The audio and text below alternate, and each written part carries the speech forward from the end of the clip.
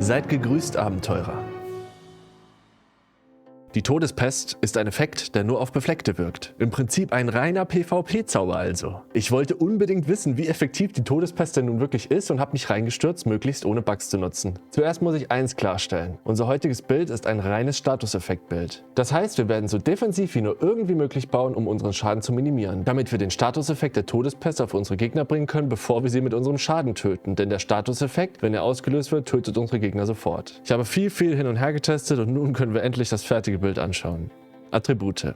Kraft auf 60, damit wir sinnvoll das meiste an Leben rausholen. Wir brauchen keinen Schaden und können uns ohne Bedenken die Oberschwelle für Kraft nehmen. Noch nie war Defensive so wichtig wie in diesem Bild. Geist wollen wir so viel wie möglich, da wir den Gegner mit unseren Zaubern komplett zuspammen wollen. 40 Geist gibt uns einen riesigen Fokuspunktevorrat und den brauchen wir auch. Kondition auf 26. Wir wollen Defensive und dafür brauchen wir einigermaßen Rüstung. Diese bekommen wir durch hohe Kondition. Stärke wird auf 12 gesetzt. Geschick können wir gut brauchen, denn es erhöht unsere Zaubergeschwindigkeit. 30 Geschick werden für unsere Zwecke völlig ausreichen. Weisheit brauchen wir 23 für unseren Zauber. Glaube brauchen wir auf 30 für unsere Nahkampfwaffen. Arkanenergie tut in diesem Bild nichts zur Sache. Waffen. Das Schotel der Eklipse. Das ist unsere Nahkampfwaffe. Wenn ihr das Waffentalent Todesfackel aktiviert, hüllt ihr das Schotel in Sonnenfeuer. Diese Flammen werden den Todespest-Effekt auf eure Gegner bringen. Ihr könnt, während ihr die Waffe zum Buffen in die Luft haltet, nochmal das Talent aktivieren und eine Todesexplosion freisetzen. Diese baut mit einem Treffer fast die Hälfte des Todespestbalken auf. Achtung, für dieses Bild wollt ihr das Schotel auf Stufe 1, also komplett unaufgewertet. Der Aufbau des Todespest-Effekts wird davon nicht betroffen. Wir haben das getestet. Wenn ihr euren Gegner mit Schaden tötet, habt ihr ihn nicht mit Todespest getötet und im Sinne des Bilds versagt. Es ist effektiver, mit dieser Waffe Todespest zuzufügen,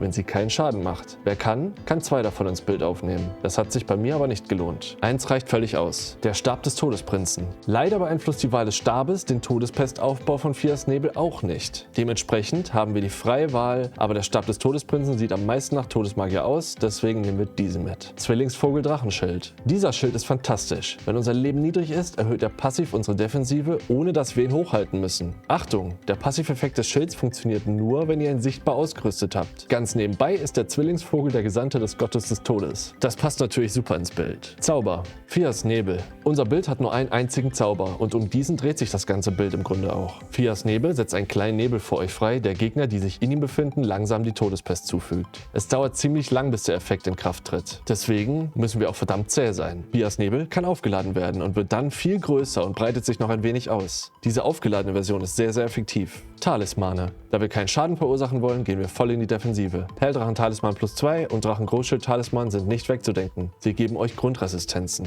Das blau gefiederte Astschwert verleiht uns zusätzliche Defensive, wenn unsere Lebenspunkte auf einem niedrigen Stand sind. Dies stapelt sich mit der zusätzlichen Defensive des Zwillingsvogel-Drachenschilds, wenn wir es ausgerüstet haben. Radagons Ikone gibt uns zusätzliche Zaubergeschwindigkeit und lässt uns fast das Maximum an Zaubergeschwindigkeit erreichen. Wir benötigen nicht das Maximum für unser Bild, da wir Fias Nebel nicht in Kette wirken können. Arznei. Opalene verhärtete Träne gibt euch für PvP plus 10% Resistenzen auf nicht physische Schadensarten. Verhärtete Bleiträne lässt euch für 10 Sekunden fast nicht mehr aus dem Gleichgewicht kommen. Dies ist sehr gut in Invasionen, wenn 2 bis 3 Leute auf euch zurennen, um euren ersten Nebel freizusetzen, aber auch in Duellen denkbar nützlich. Der Helm des Toten Königs regeneriert langsam euer Leben, wenn es bei 60 Kraft ungefähr unter 350 fällt. Dies synergiert natürlich mit unserem Schild und Talisman. Es wäre sehr effektiv, das ganze Set des Toten Königs zu tragen, aber es sieht nicht so gut aus. In diesem Bild können wir frei entscheiden, was wir anziehen wollen. Ich habe Malikats Rüstung zum Helm des Toten Königs gewählt und erhalte somit einen guten Gleichgewichtswert und sehe aus wie ein Todesbote.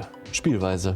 Wir sind Bollwerke, die eine extrem fiese Spielweise haben und einen ekelhaften Statuseffekt zufügen. Wir heften uns an die Gegner und weichen ihnen etwas aus, dann setzen wir unseren ersten Nebel frei und beginnen Todespest aufzubauen. In Duellen werden Spieler meist einfach vor euch wegrennen und es sehr schwer machen, Todespest mit dem Nebel anzubringen. Wenn die Gegner wegrennen, aktivieren wir das Talent unseres Schotels, jagen sie und fügen ihnen die Todespest per Hand zu. Ihr könnt versuchen, die Explosion des Waffentalents anzubringen, das ist aber wirklich schwer, vor allem wenn der Gegner weiß, was ihn erwartet. Wir werden versuchen, Gegner im Nebel mit der Explosion des Waffentalents zu treffen, um sie in den Tod zu schicken und sollten deswegen allzeit Stab und Schotel in den Händen haben. Das Schotel natürlich in der rechten Hand, damit wir das Waffentalent nutzen können. Es ist fast immer ein Katz-und-Maus-Spiel und das Bild kann leicht gecountert werden, indem man einfach wegrennt oder entsprechende Boli einwirft. Ich will nicht abstreiten, dass es unglaublich viel Spaß macht, eine Invasion 1 vs 3 zu gewinnen, indem man alle Gegner effektreich und laut in den Tod befördert. Aber um wirklich alles aus dem Statuseffekt Todespest rauszuholen, müsste man sich ein 50-Glaube-Bild bauen, Tod nur als Druckmittel verwenden und die Kombinationen, die es da dabei gibt, machen für mich auch nicht so wirklich Sinn.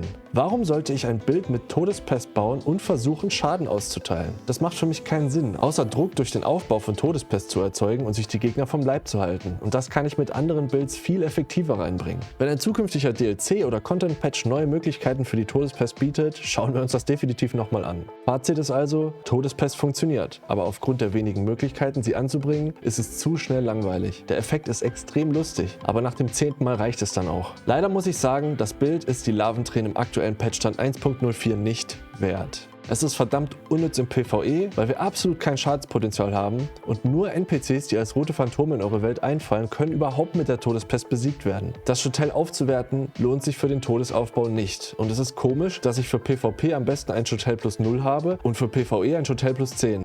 Sobald es Neues zur Todespest gibt, werde ich auf jeden Fall am Start sein. Nehmen wir dieses erste Todespest-Video zur Demonstration, dass es existiert und möglich ist, aber irgendwie auch scheiße ist und trotz allem Spaß machen kann. So viel zur puren PvP-Fertigkeit. Falls ihr was lernen konntet, lasst mir ein Like da. Falls ihr weiterhin Einblicke in Elden Ring von mir sehen wollt, ein Abo und das Glöckchen lässt euch die neuen Inhalte als Erste sehen. Bitte lasst mich in den Kommentaren wissen, wenn ihr wisst, wie man das Ganze effektiver gestalten kann. Dann kann ich ein Update raushauen oder auch nicht. Also ich sage viel Spaß und bis bald, euer Ondo.